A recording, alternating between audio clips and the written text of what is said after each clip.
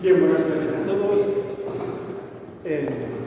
Como siempre, gracias por vuestra presencia. Lo primero, gracias por vuestra presencia y decir también que con la puntualidad que nos caracteriza en el mundo de la comunicación empezamos esta presentación.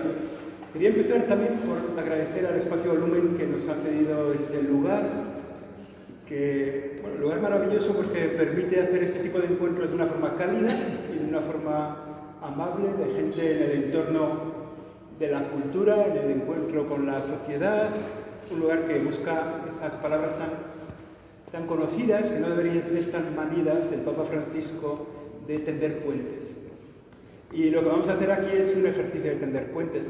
En el entorno en el que estamos hay una exposición de Maite Barros, Lagar, lienzos de poesía prensada, que me parece que también es valioso que ponerlo en valor y que de alguna forma sirva para acogernos, ¿no?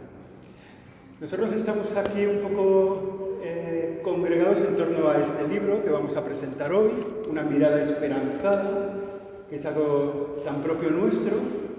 En la Comisión Episcopal para las Comunicaciones Sociales nosotros tenemos un poco marcado este día en el calendario porque es uno de los jueves que brillaba más que el sol en el Antiguo Testamento, no, en el Antiguo Calendario, pero ya no brilla más que el sol, hace mucho calor, pero la fiesta de la Ascensión, esta fiesta de la Ascensión que se celebra este domingo es la Jornada Mundial de las Comunicaciones Sociales.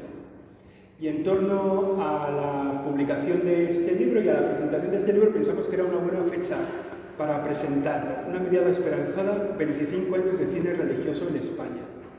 Y es un recorrido que hace el Departamento de Cine de esta Comisión para las Comunicaciones Sociales para poner en valor el trabajo de tanta gente que ha trabajado en el mundo del cine católico.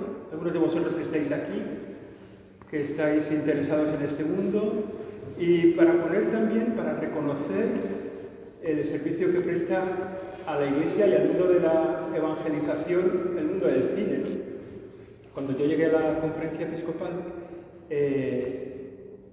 fue este siglo, pero casi no, cuando llegué hace muchos años a la conferencia episcopal, me encontré dentro de la Comisión para las Comunicaciones Sociales el Departamento de Cine.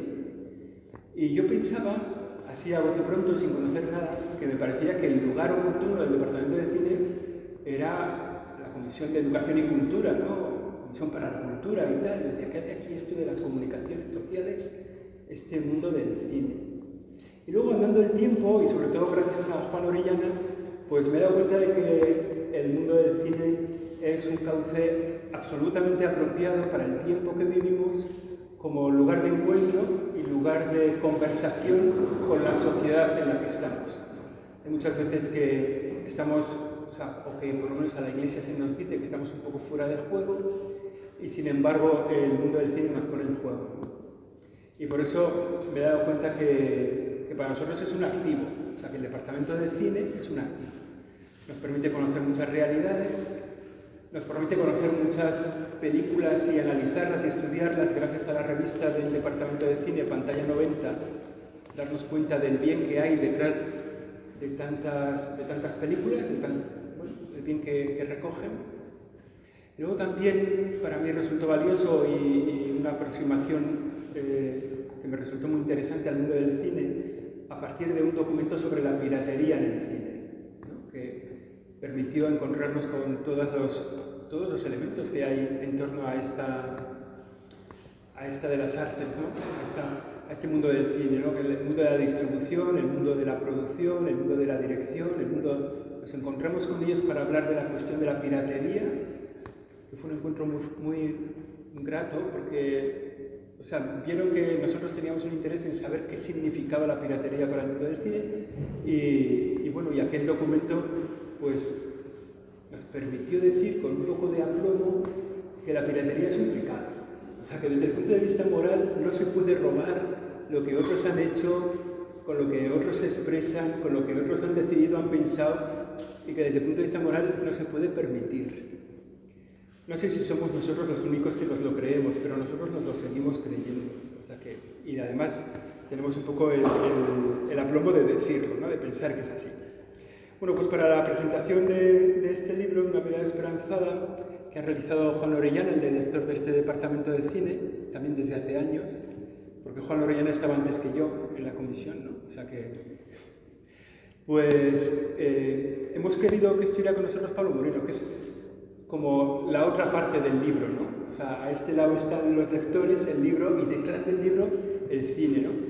El cine que tiene inquietud, el cine que busca hacer bien las cosas, contarlas bien, el cine que hace de las historias lugares para mejorar las personas, o que procuran mejorar las personas, y que sigue haciendo proyectos, y que el último que has hecho se titula Las mujeres del obelisco. Las locas. Las locas del obelisco, sobre las trinitarias, ¿no? Una de las congregaciones de la Iglesia Católica que son un poco locas, alocadas, pero de esa locura así un poco de la que también nos hablaba el Papa Francisco, ¿no? Prefiero una iglesia un poco escacharrada por salir y hacer cosas, que no una iglesia que balconea, ¿no? Y que mira cómo pasa la vida, ¿no?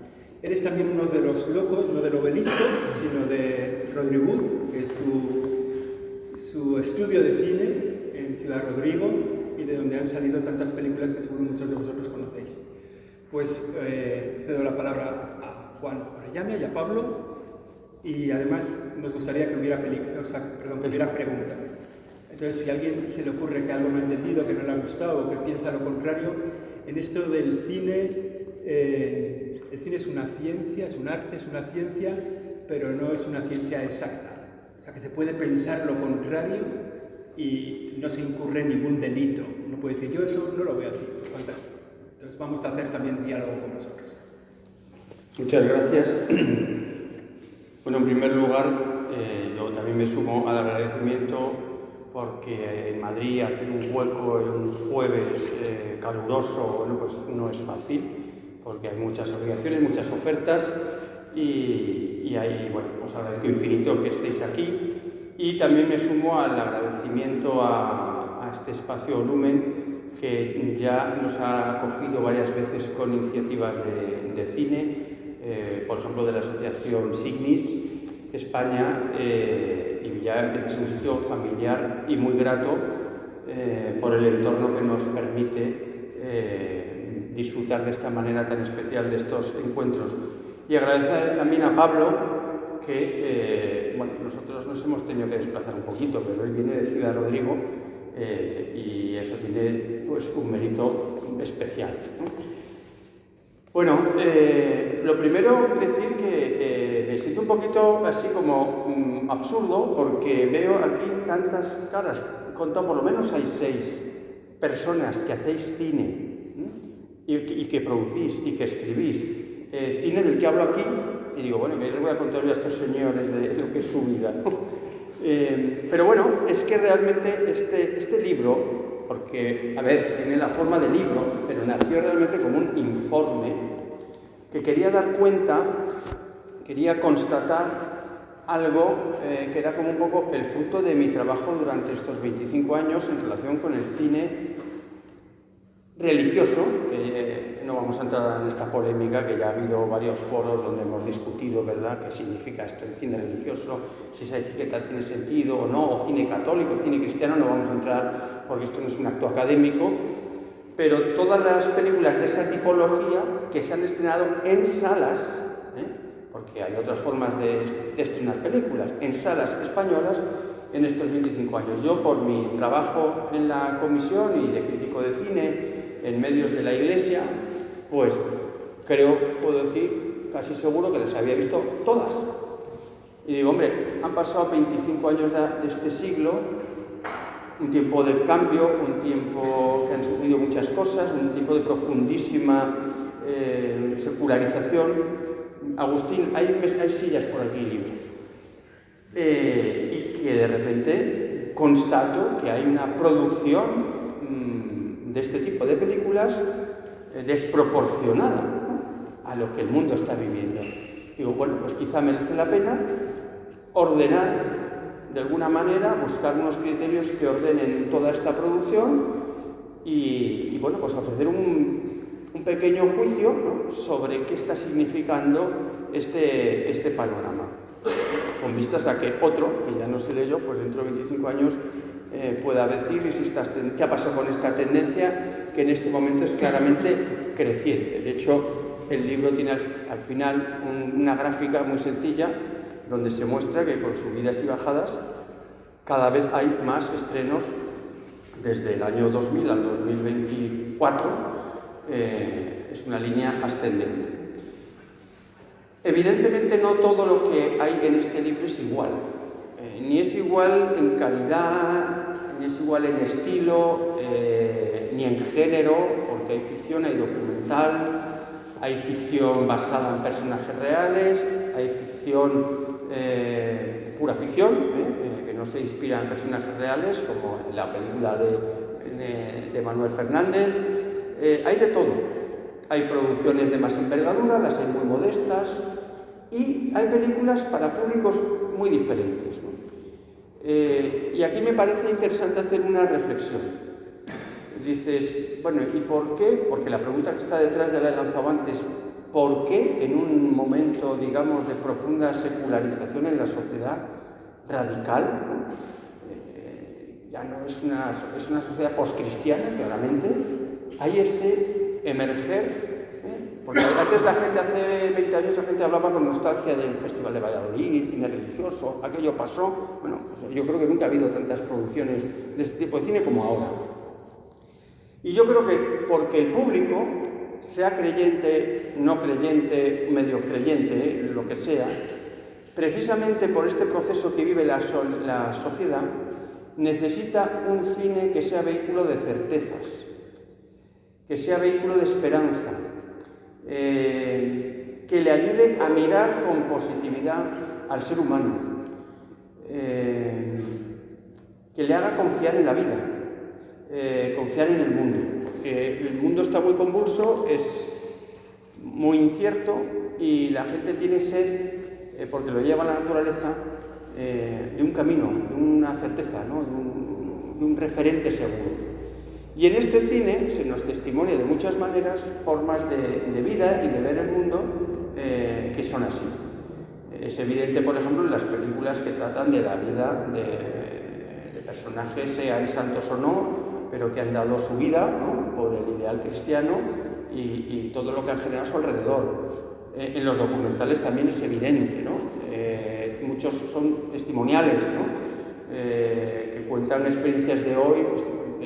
Hoy no está aquí Cotelo, me pilla un poco lejos, pero bueno, ese documental que hizo sobre el perdón, con testimonios tan sobrecogedores. Es decir, este cine apuntala a lo humano en una sociedad donde lo humano se está diluyendo cada vez más y se está fragmentando.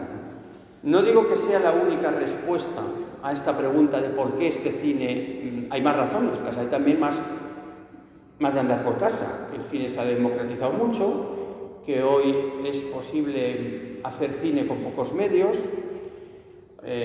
Hoy estaba escuchando una entrevista a esta directora que yo admiro tanto, que es Greta Gerwig. Fernando, aquí hay una silla. Que la estoy estudiando para un curso, ¿no? Y ella decía, yo quise meterme en el mundo del teatro, me cerraron la puerta y me di cuenta que en el cine podías hacer cosas bellas ya con muy poco dinero desde la revolución digital. Y esto también es verdad, es un factor que ha animado a mucha gente a hacer cosas que hace 50 años pues, no hubieran podido, por una cuestión puramente de producción, etc. O sea, hay muchos factores, pero a mí me parece que es muy interesante, sobre todo porque estas producciones demuestran que hay un público. La gente las va a ver. Seguro que hay más gente viendo Misión Imposible. No me cabe ninguna duda. Y ni nadie aspira a que un documental pequeño sobre no sé qué milagro en no sé qué esquina vaya a ver tanta gente como Misión Imposible. Pero hay gente que la va a ver. Y muchas veces, afortunadamente, la suficiente como para no dejarte la hacienda en el camino y poder afrontar otro proyecto.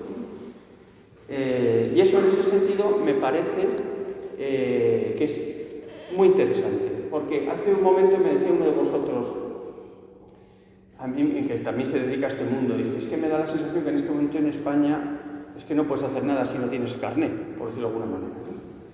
Y decía, es verdad, pero esto demuestra que es posible no tener carne y tener un hueco, porque hay gente que está buscando esas cosas. Y eso me parece, efectivamente, lo que da lugar al título, una mirada esperanzada, ¿no? Por estos dos motivos, ¿no? Porque son películas que hablan de esperanza, lo pensamos también porque estábamos en el marco del Jubileo de la Esperanza, y porque en este momento yo creo que hay esperanza para este tipo de producciones. Hace unos días estaba con Fernando Lostao en un evento donde era un encuentro para inversores en cine de valores. El cine de valores entiendo que es una cosa muchísimo más amplia que esto, ¿no? Esto es cine explícitamente testimonial y confesional, ¿no? Pero cine humanista, a mí lo de valores no me acaba de convencer, pero es un problema terminológico. Hay gente interesada en invertir en ese tipo de cine porque da dinero, porque la gente está buscando este tipo de experiencias humanas, ¿no? Entonces, bueno, pues poder ofrecer, a ver, esto como veis es un informe, o sea, esto no es un libro para, lo podéis hacer si queréis, pero para llevarlo a la playa, y en la toalla, ahí frente al sol, leerlo, ¿no? Porque, bueno, no sé, hay gente para todo. Esto es un libro para tener, para consultar, para decir, oye, aquí me está hablando de este documental que yo no conozco, me interesa, voy a buscarlo. No tiene mucho sentido poner plataformas y tal, porque eso en 6 meses ha cambiado todo. Entonces, bueno, esto es así, los derechos van caducando, van pasando de un sitio a otro, pero por lo menos saber que existen esas películas. Y luego, bueno, termino con una cosa que me parece muy importante, que tiene que ver mucho con mi trabajo de crítico de cine. Yo trabajo de crítico de cine en medios que son católicos, ¿no? Pues, el Semanario Alfa y Omega, que es la diócesis de Madrid, COPE, de donde vengo ahora, y 13, que son del grupo Ábside, de la cual es accionista fundamental la Conferencia Episcopal, una revista de las Teresianas, una agencia de prensa también cristiana, hace prensa, y en todos estos medios, lógicamente, en cuanto son una peli de estas, hablo de ello, porque me parece que por lo menos en esos ámbitos se debe conocer, ¿eh? Yo sé que en otros periódicos ni se va a hablar. Y siempre hablo bien. Y gente que me conoce me dice, has hablado bien de esta película y estoy convencido de que no te ha gustado. Y esto para mí es una cosa muy importante, porque yo entiendo la crítica de cine también como un servicio a la sociedad. Y sobre todo si trabajas en estos medios. Es decir, a la gente no le interesa lo que a mí me ha parecido la película, pienso yo. Yo no soy Carlos Bollero, donde no tengo nada contra él, pero digo, un tipo de crítica donde uno dice, esta película me he dormido en el minuto 3 y me he despertado en el minuto 180, aunque haya dormido, pero yo creo que ese no es mi trabajo, no es a lo que yo me siento llamado. A mí me parece que una película puede que no me guste porque no me gusta su estilo, no me gusta su lenguaje, no me gusta su ritmo, me parece que los actores no son buenos, lo que sea, ¿no? Pero es una película que se ha concebido para hacer el bien y que sé que hay gente a la que le va a hacer bien, porque yo lo he visto muchas veces, que películas que a mí no me gustan han hecho bien. Y a mí me parece que mi obligación es dar voz para que ese bien pueda suceder. Luego en un café te podré decir, oye, pues a mí esta peli me ha costado mucho, tal. Pero cuando escribo o cuando hablo en la radio y tal, me parece que tengo esa obligación como crítico de cine cristiano. Es decir, que sepáis a partir de ahora que cuando me leáis, a lo mejor esa peli la gente que me conoce dice, no, por tus adjetivos sé si te ha entusiasmado, si te ha gustado moderadamente o si, en fin, no te ha gustado mucho. Bueno, yo no sé, no soy consciente de que se pueda saber así por los adjetivos. El entusiasmo sí, pero más allá de eso no lo sé. Así que estad tranquilos todos los que hacéis películas aquí, porque siempre hablaré bien vuestro trabajo, porque creo que es lo que hay que hacer, porque esto va difundiendo una cultura de la vida, una cultura del bien, una cultura de la belleza, y yo creo que en eso debemos estar todos juntos. Y bueno, sin más, le paso la palabra porque, bueno, aquí tenemos el tiempo tasado, ¿vale? A las 8:20 o así tenemos que cerrar, entonces por eso vamos un poquito así, para que tengáis tiempo a hablar. Pablo Moreno, como le ha presentado antes Josécho, le ha presentado como un hombre que hace cine y yo lo voy a presentar como un héroe de los tiempos modernos. Por algo que no tiene que ver, sí tiene que ver con el cine, pero es por el hecho de que él cuando entra en este mundo de, bueno, me gusta hacer cine, me gusta producir, él le enseña también cine, pues me voy a los sitios donde hay negocio, que hace todo el mundo, que es lo normal. Pues me voy a Barcelona, me voy a Madrid, fundamentalmente. Que hay muchas productoras y tal, están las televisiones. Y él vive en un ejemplo, la idea platónica de España vaciada, Ciudad Rodrigo, que no está de camino de ningún lado, hay que ir a Ciudad Rodrigo. Y se ha quedado y ha hecho ahí su empresa y tiene sus trabajadores y ha montado unos estudios de cine, que es nuestra pequeña Cinecittà en España, y lleva ya muchos años, no ha parado de producir, no ha parado de dirigir, cada vez le solicita más gente, incluso producciones externas, ir a rodar a los estudios de Rodrigo, que son estupendos, y me parece que esto es una cosa que hay que quitarse el sombrero. Primer motivo de heroísmo. Segundo motivo, él no solo hace cine, sino que tiene un código de trabajo en las producciones cinematográficas de Pablo Moreno. No se trabaja de cualquier manera, ni se trata al personal de cualquier manera, ni a los actores. Es decir, hay un código ético de trabajo que llevan a rajatabla, que hace que la gente quiere repetir, porque los rodajes a veces son sitios muy infernales, y hay muchos egos, y hay mucho despotismo, y hay directores muy difíciles. Nada de eso se va a encontrar en una producción de Pablo Moreno. Y eso es una cosa que no sale en las pelis, o que sí se nota en las pelis, ¿no? Pero no de una forma que la gente lo detecte de esta manera explícita, y me parece que es una forma también que hay que ponerlo sobre la mesa y hacerlo notar. Y ya termino. Él lleva una vida, no para de producir, de escribir, y además tiene una familia, hijos. Su mujer trabaja con él en el ámbito de la producción, y eso también tiene un mérito muy importante, ¿no? Porque esa famosa conciliación que tiene mucho del cuento chino, bueno, pues él hace lo que puede para ser buen padre de familia, marido y hacer producciones interesantes. Así que con este toro tal como te lo dejo puesto, a ver cómo lo toreas.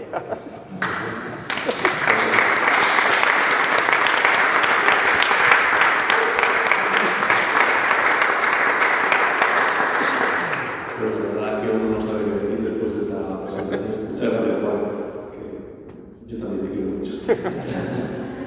Bueno, pues la verdad, lo primero, agradecer que alguien se haya tomado la molestia de verse todas esas películas, haberlas catalogado, indexado y regalarnos un documento de memoria que es muy importante. Yo creo que este libro, pues, que empezó siendo, como dice Juan, un informe, pues es un regalo que dejaremos, un mensaje en una botella para los que vienen después. Muchas gracias también, pues, por haberme llamado para estar en este lado con vosotros, en este lado de la mesa, ¿no?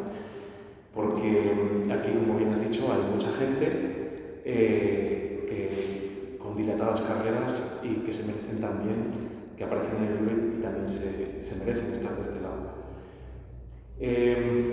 Nosotros, voy a hablar en plural corporativo, no es porque tenga así ningún tipo de personalidad múltiple, pero mi trabajo se sostiene gracias al trabajo de muchas otras personas. Somos un equipo humano y profesional que llevamos cerca de 21 años trabajando, utilizando, para nosotros el cine es nuestra vida, es nuestra meta, ¿no? Y lo que contamos en el cine también, pero en otro nivel. Y bueno, pues yo no estaría aquí si no fuese por esas personas que a lo largo de estos 21 años nos han apoyado y han hecho que fuese posible. Voy a hablar un poco, Juan me dijo, habla un poco de tu experiencia. Digo, es difícil hablar de la experiencia porque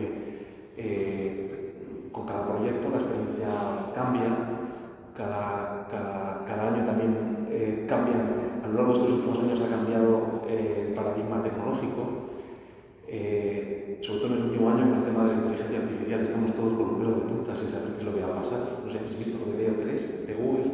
Yo estoy todavía asustado. Pero pese a todos estos desafíos tecnológicos, seguimos intentando contar un cine que trascienda, ¿no?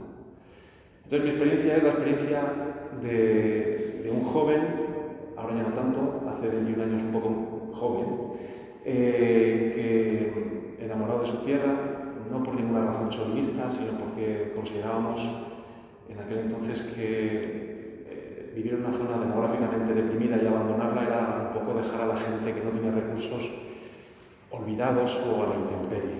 Entonces decidimos que nuestra empresa, Contracorriente Producciones de Esteban Film, tenía que quedarse en Ciudad Rodrigo, en uno de los tantos sitios de lo que llamamos la España vaciada, o la España vacilada también puede ser.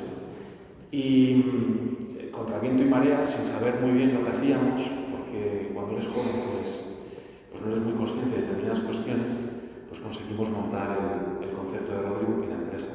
Muchas veces nos preguntan, bueno, ¿cómo lo hicisteis? Y dice, bueno, lo hicimos porque no sabíamos que era imposible en aquel entonces, porque lo que queríamos hacer era una quijotada absoluta, ¿no? Tengo que decir que desde el primer momento queríamos hacer un cine confesional, lo teníamos muy claro, porque a mí siempre me ha obsesionado el tema de la vocación, es decir, que a ti te llaman por tu nombre y te dicen cuál es la misión de tu vida o el sentido de tu vida, que a veces se tarda mucho en encontrar, ¿no? Y no hay una etapa concreta, ni un día concreto donde tú recibes esa vocación, ¿no? Pero a mí me pasó que viendo una peli, la peli de Teresa de Calcuta, del año 2003, de Fabricio Costa, que yo no digo que sea una obra maestra o mejor que otras películas, pero yo ese día, viendo esa película, sentí algo especial, sobre todo cuando Teresa de Calcuta, no sé si la habéis visto, cae de rodillas en la estación de tren, donde están ahí todos los abandonados, la gente que está en los márgenes, y ella, de alguna manera, entiende cuál es su misión. Y yo no sabía por qué, pero sentí como algo muy fuerte. Primero me di cuenta que me caían unas lágrimas como garbanzos.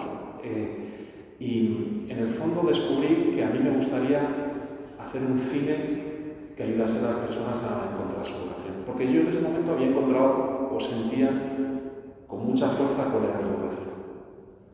Yo había querido hacer cine desde que tenía uso de razón. Pero en ese momento entendí que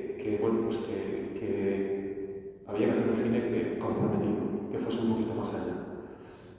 Y con el tiempo descubrí que tenía que hacer un cine que no fuese solamente al rebaño, a los convencidos, sino que teníamos que ir al atrio de los gentiles y que teníamos que estrenar nuestras películas donde está la gente, pues en los centros comerciales, donde están los cines, estar ahí en el medio, en el cruce de caminos, porque no queríamos convencer a nadie con nuestro cine, no queríamos adoctrinar, lo que queríamos era decir, estamos aquí, esta es nuestra vida, y desde el testimonio llegar a otras personas, porque lo que queremos es construir civilización, y que se construye civilización sumando. Entonces nosotros, como católicos, vamos a decir que esta es nuestra forma de sentir la vida y la ponemos a disposición del mundo. Ahí en ese momento montamos la empresa y bueno, surge alguien especial, ¿no? Que en este caso fue Andrés Garrigó y la empresa de Goya, que nos llamaron. Nosotros éramos un grupo de jóvenes que hacíamos teatro con expectativa de hacer en algún momento una productora y nos llamaron para hacer unas recreaciones de Cristo, para un documental sobre Jesucristo. Yo en aquel momento hacía de Cristo. Lo he hecho muchas veces, creo que tengo el récord Guinness, yo he sido el Cristo más gordo de la historia del cine. No sé si todavía vivo. De hecho, hicimos unos vídeos, yo lo siento porque les arruiné el producto, porque luego el canal de televisión no quisieron las imágenes porque decía que Cristo tenía sobrepeso. Y bueno, si hubo una última cena, seguramente estuvo algunas primeras. Bueno, pues estaba justificado, pero al canal concreto, que no me dice su nombre, no me parece interesante el argumento. Bueno, pues a partir de esa experiencia, nos constituimos como empresa y empezamos a hacer cine. Y nos dimos cuenta que si queríamos hacer cine católico y competir con el cine convencional, teníamos que cambiar muchas cosas. Lo primero, profesionalizarnos. Yo estudié comunicación, muchos de mis compañeros que luego nos han acompañado a lo largo de estos últimos años estudiaron, nos hemos ido formando y sobre todo siempre pensando en que tenemos que hacer el mejor producto porque tenemos que llegar al mismo lugar o intentar llegar al mismo lugar que llegan otros. Es difícil porque por bien o por mal hemos tenido siempre presupuestos un poco ajustados, más bien bajos. Pero eso, como la necesidad crea el órgano, y a raíz de esas experiencias, de estar siempre muy apretados, hemos conseguido desarrollar un sistema de trabajo que nos ha hecho posible que se puedan hacer películas de época. Llevamos 10 años sin salir del siglo XIX, no hay manera de dar un paso al siglo XX, y películas muy complejas desde el punto de vista de producción que somos capaces de asumir gracias al defecto de tener el dinero y de haber ido implementando ciertos procesos y mejorando ciertos cauces, por así decirlo. Hemos tenido también mucha suerte y somos realmente afortunados. Hemos vivido suspendidos en los brazos de la providencia todo el tiempo. Decidimos dar pasos sobre la cuerda floja sin saber que no había red. Después, cuando nos dimos cuenta, entonces cuando nos dio miedo, pero ya no podíamos echarnos para atrás, había que continuar. Y hemos tenido la suerte de que las congregaciones religiosas han ido confiando en nuestro trabajo. Muchas congregaciones religiosas. Yo ya no sé qué carisma tengo, porque te sientes de muchos y de todos, ¿no? Y para nosotros también ha sido un regalo porque te das cuenta que nuestra iglesia es muy rica, es preciosa. Y lo peor es que la mayor parte del mundo lo desconoce. La gente no sabe la riqueza que tenemos. Y yo creo que en el cine tenemos una oportunidad para mostrar esa belleza. Porque unos son cabeza, otros manos, otros pies, da igual quién es quién, pero formamos parte del mismo cuerpo, a la derecha, a la izquierda, al centro, da igual, todos en el mismo camino. Y eso es algo fascinante y me siento realmente afortunado de poder transmitir eso y ayudar a hacer una comunicación, porque al final hacemos una comunicación hacia el mundo de lo que somos, ¿no? Aquí hay muchos amigos, mucha gente con la que hemos colaborado en los últimos años o que nosotros hemos colaborado con ellos y son, no voy a decir ningún nombre más porque son muchos los nombres y no quiero dejarme a nadie fuera, pero son muchas las personas, muchos los rostros y las manos que nos han enviado en este tiempo. Por lo tanto, nuestro éxito es compartir, no es algo único, ¿no? Y propio.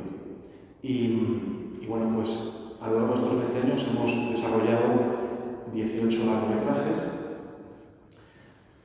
también un puñado grande de cortometrajes, y hace unos años soñamos con la posibilidad de hacer un estudio,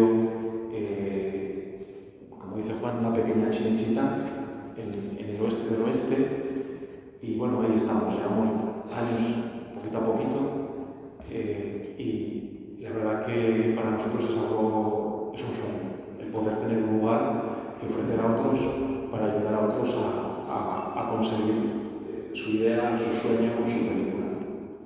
Y nos ha costado muchos disgustos, porque el camino pues nunca es fácil. La verdad que todos los caminos están trufados de pequeñas piedras que nos hacen más sabios, ¿no?, a la hora de caminar. Y hace unos años pensamos que era interesante también hacer un pequeño festival para comunicar al mundo no solo lo que nosotros hacemos, sino lo que otros hacen. Y bueno, pues al final te pones a contar años y este año vamos a hacer la edición número 14. Por lo tanto, hacer cine confesional para católicos y no católicos y ha sido una dulce locura, una bendita inconsciencia de la que me siento realmente muy pleno y muy orgulloso, y solo puedo dar gracias y mirar al futuro pues con esperanza, porque efectivamente si seguimos haciendo películas es porque hay sed y porque la gente reclama otro tipo de contenidos. No tenemos la fuerza a lo mejor para llegar a nivel promocional como tienen otros, pero yo cuento con el factor tiempo. Es decir, alguien me dijo una vez que las películas son cuasi eternas. Hay películas que se hicieron hace 100 años que se de que toda esta producción de principios de siglo, toda esta producción que no es marginal, es contracultural, dentro de un tiempo esté en el lugar que le corresponde, porque hay cosas de gran valor,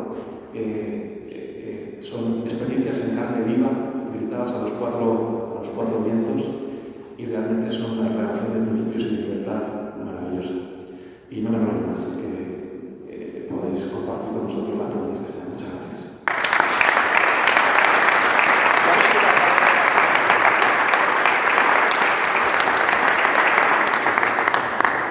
Ahora un compañero mío va a pasar. Entonces, preguntad lo que queráis, claro. Estaría muy bien preguntarle a Juan por alguna película vuestra que no salga en el informe. Aquí le ponéis como el asunto. Todavía no lo han leído, no lo saben.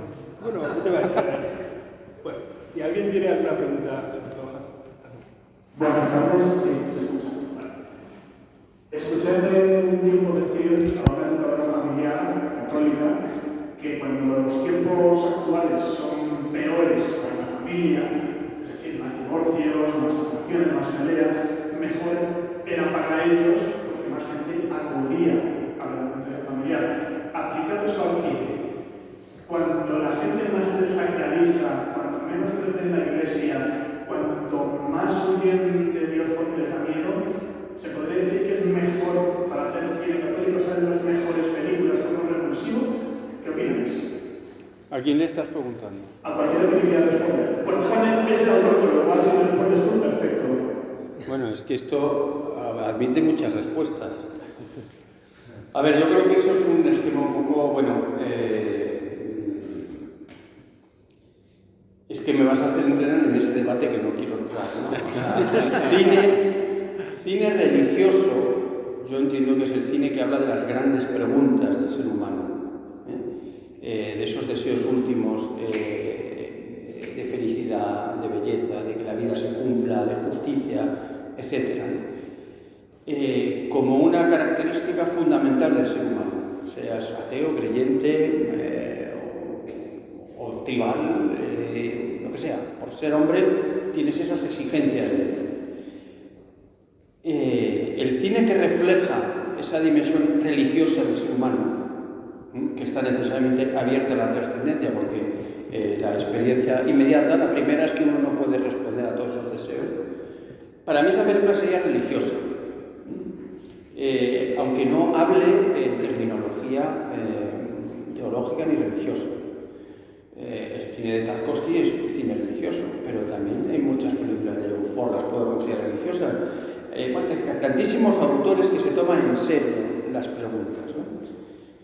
Evidentemente el libro no trata de eso, ¿no? Porque eso sería pues, una historia del cine, casi entera, ¿no? Entonces, esa sed de Dios no encuentra solo respuesta en películas confesionales, sino en cualquier película que se tome en serio al ser humano, que afortunadamente las hay, las sigue habiendo y espero que las haya siempre, ¿no? Los que nos dedicamos a ver pelis continuamente todos los días por nuestro trabajo, vemos que se siguen haciendo películas que tienen una mirada ennoblecedora del ser humano porque no censura esta dimensión, ¿no? Claro, el cine del que trata aquí sería el cine más bien no de las preguntas sino de las respuestas. Es decir, el cristianismo se propone en el mundo como una pretensión de responder a todas esas exigencias, ¿no? Pero también es verdad que se ha dicho muchas veces que si una persona no tiene una pregunta planteada, no le interesa la respuesta, ¿no? Por tanto, hay ahí, digamos, muchas formas, depende del punto en el camino de la vida en el que esté una persona, lo que le puede hacer bien puede ser una cosa u otra. Es decir, yo pienso en muchas personas y a veces en alumnos míos que a lo mejor no han despertado todavía esas preguntas. Les dices, vamos a ver Claret. ¿Qué? Claret, un obispo, ¿y eso qué es? Y decir, porque además la secularización lleva implícita una incultura religiosa muy importante, ¿no? Pero a lo mejor ve la película Stalker de Tarkovsky y le toca. y ve que el hombre está hecho para la felicidad y que muchas veces el camino más corto para la felicidad no es la línea recta, sino que hay que hacer unas tesis y entiende otro lenguaje. O sea, que es decir, que yo creo que en esto no hay recetas ni hay que ser dogmático. A cada uno le toca cuando quiere y como Dios quiere, de la forma que quiere, ¿no? Y en ese sentido, ya hago un brevísimo paréntesis que antes no lo he dicho. La última vez que estuvimos en este debate que se organizó bajo el paraguas del Observatorio CEU sobre cultura, sobre sociedad y religión, se planteó este debate, ¿no? Mi opinión es que la gente debe hacer el cine que le dé la gana y la gente debe ir a ver el cine que le dé la gana. Y vaya, pero es que es así. No, es que el cine no debe haber... Bueno, pues si yo quiero hacer un cine con etiqueta y hay un señor que le gusta ver cine con etiqueta, pues ya está. Y si yo quiero hacer un cine de lenguaje universal como Malik, que en ningún momento me pueden tachar de que tal, pero que es un lenguaje religioso universal, pues fenomenal, hágalo usted. O sea, lo que no tiene sentido es decir qué cine se debe hacer y qué cine no debe hacerse desde el punto de vista del tema que estamos hablando, ¿no?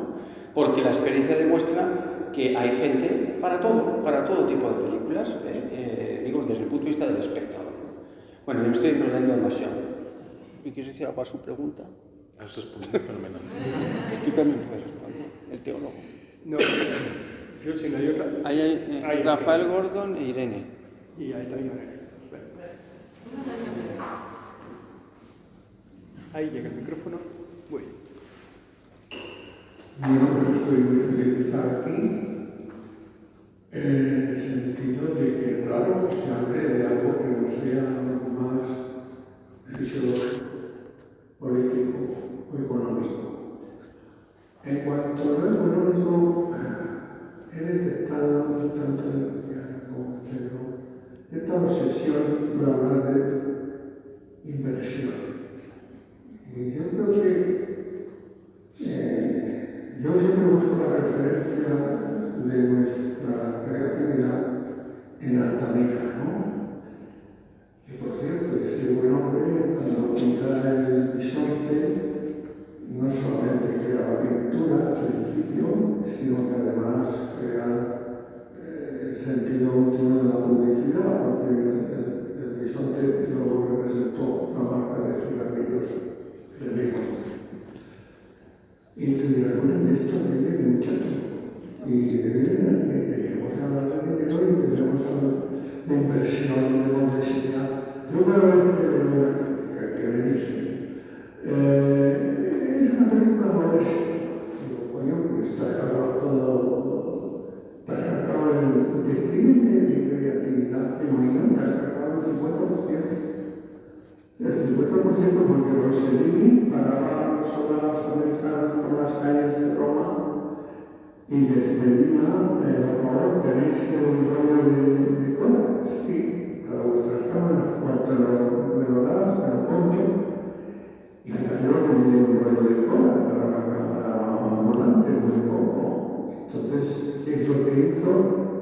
Roma Chinaperta y Amanecía con Ingrid Bergman, que es algo así como Amanecer con Ingrid Bergman. Entonces, ¿por qué habla tanto de dinero del cine que se hace exclusivamente el cine que yo sigo viendo desde que tengo 5 años, como tantos los que están aquí salen con talento? Entonces, el talento hay que buscarlo debajo de las piedras, no hay dinero. Yo siempre digo que hay que hacer trámite de un cuarto de baño de un piso de lavapiés. ¿Cómo? Que nada, es un actor que le han encargado que haga una refundición. Yo tengo una sobre Medea, toda Medea dicha por el personaje, Medea. Y les cojo, ¿no? Y haces esto, me animo y lo hago. Pero esto es antes. Era el cuarto de baño que me inspiró la idea. Era todo diminuto, pequeño, sencillo, directo.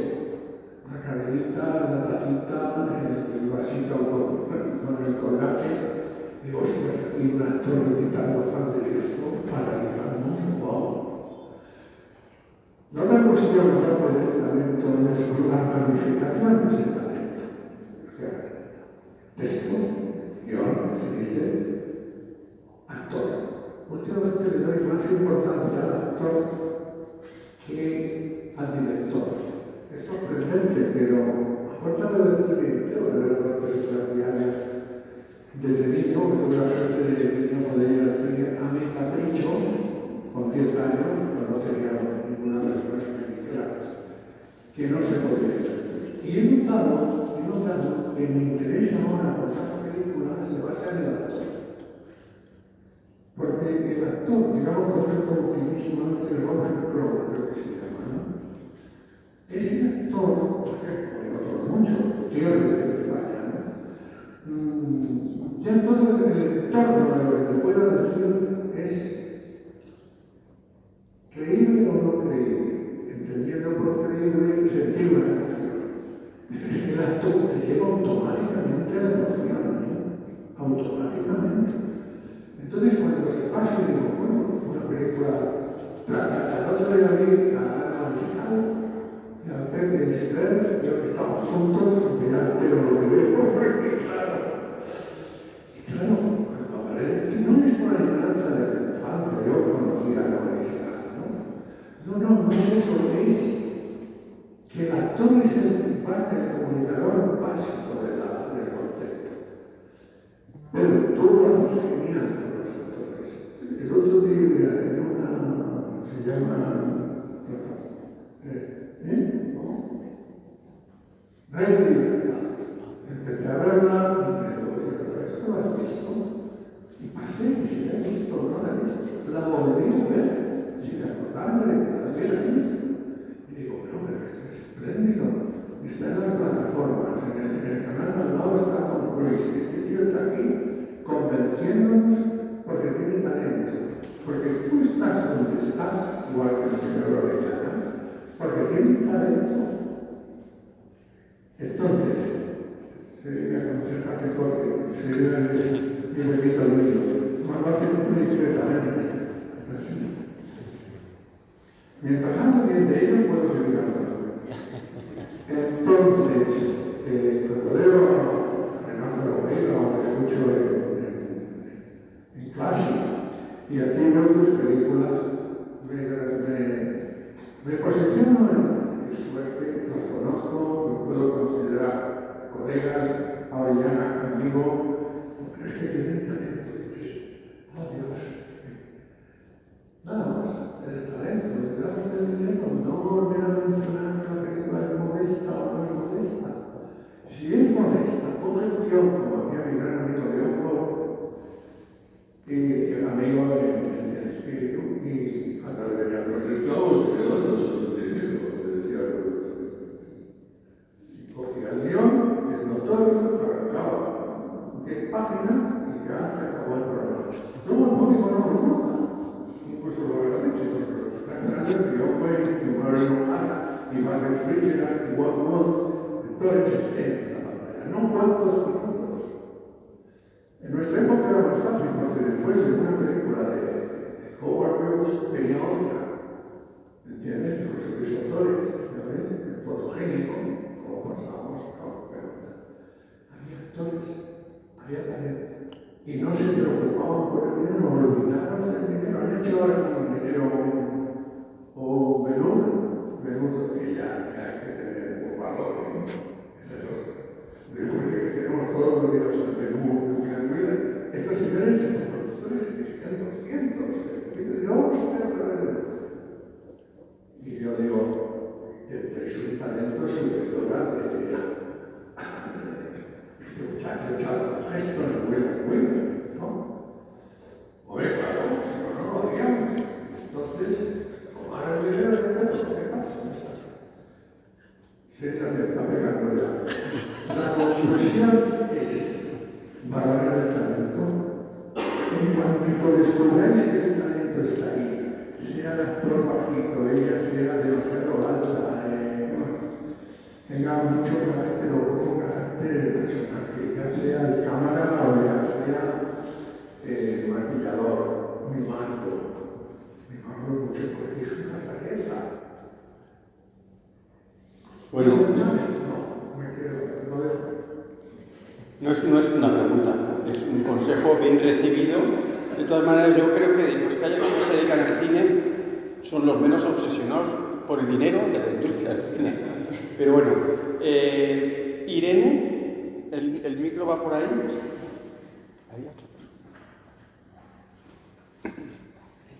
Lo primero, enhorabuena a todos los creadores de cine católico, a Juan también por dar a conocer por su libro, bueno, por catalogarlo, así decir. Yo no tenía la pregunta, tenía tres, así que, bueno, la primera es, habéis estado hablando mucho de que este cine llega al público, no a un público general, sino al público, pero quería preguntar como, ¿qué tipo de público es ese? Porque a mí me da la sensación de que el tipo de público es el tipo de público que está acostumbrado el cristianismo hoy en día, por así decir, gente más mayor.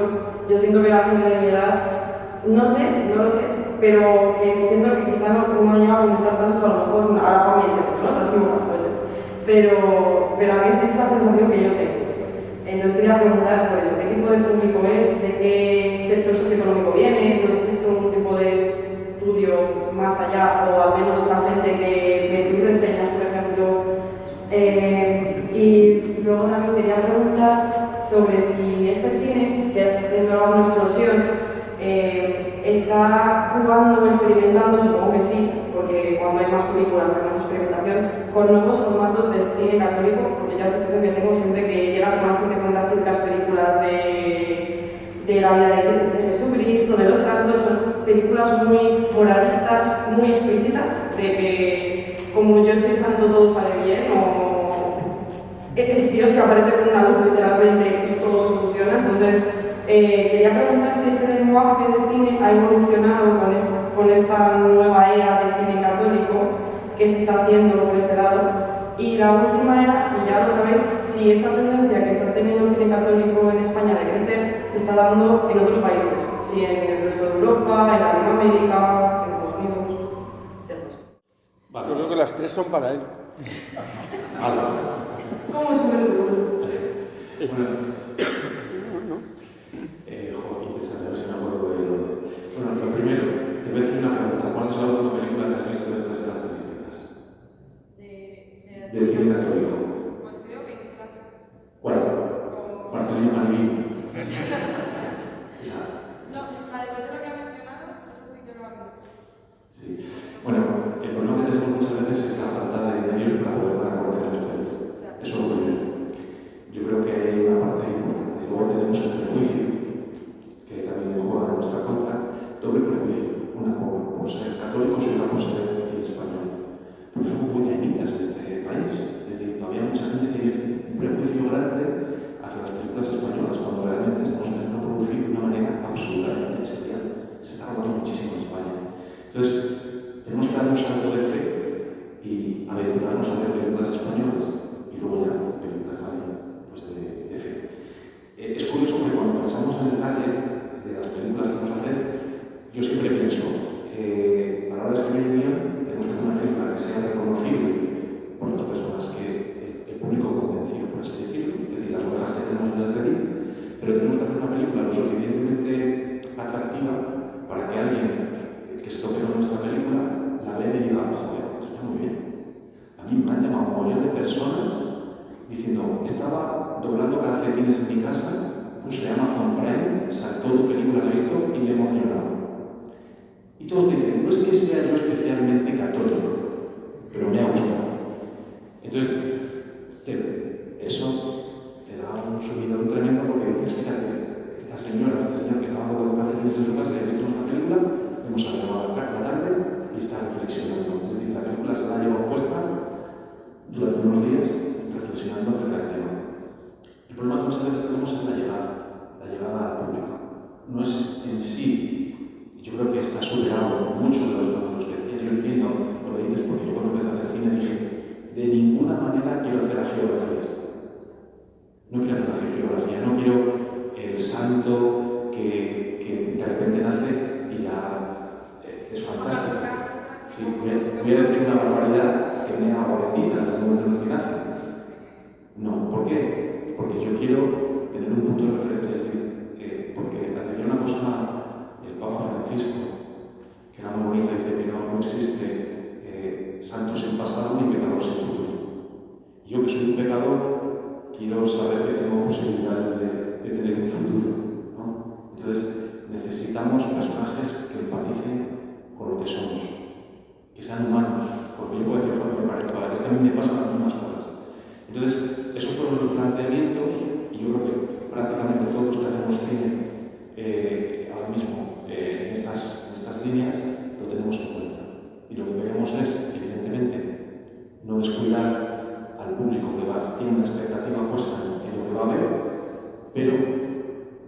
al que no irá por la oveja que está fuera del redil, porque a lo mejor le puedes salvar la vida.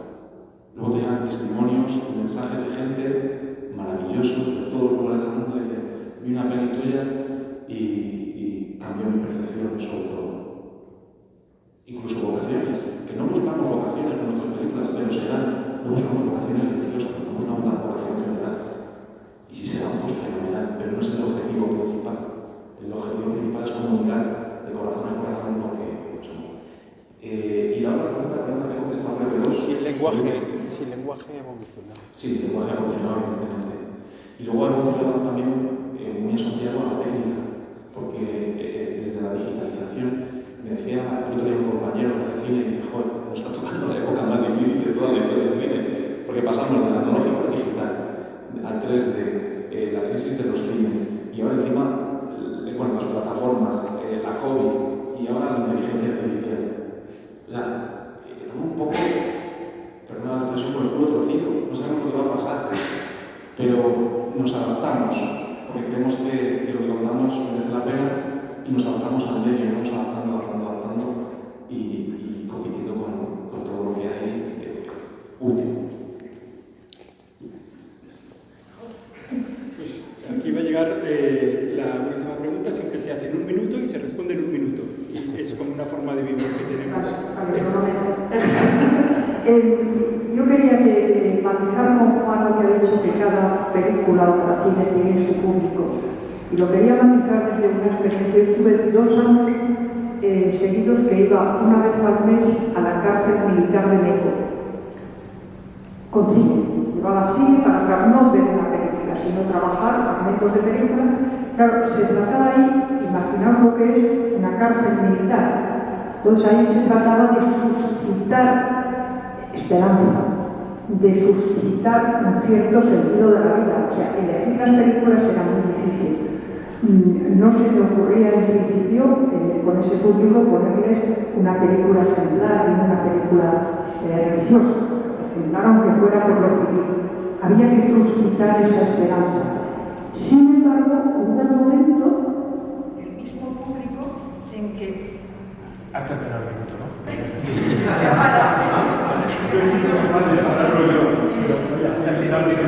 Terminamos, será por eso. Hubo un momento en que un Dios prohibido, llegó el momento en que eso era lo oportuno.